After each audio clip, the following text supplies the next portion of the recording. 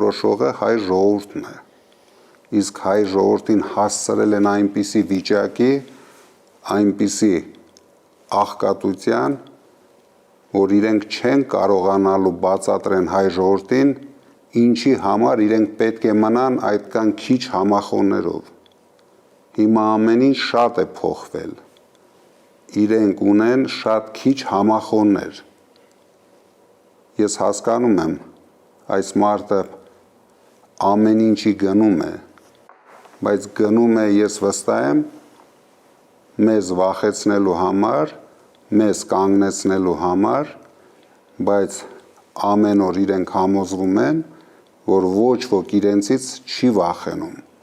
որ Ալիկ Ալեքսանյանը իրենցից չի վախենում,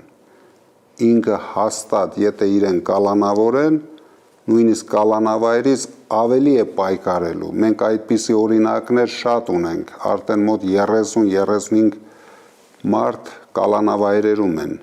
և ոչ ոք չի կանգնեցրել իր պայքարը, քանի որ բոլորը հասկանում են, որ սա իրենց հայրենիքի համար է, իրենց ինքնության համար է, իրենց եկեղեցու համար է,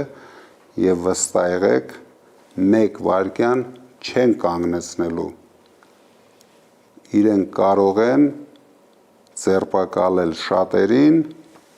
բայց պատասխան են տալու ամեն ինչի համար։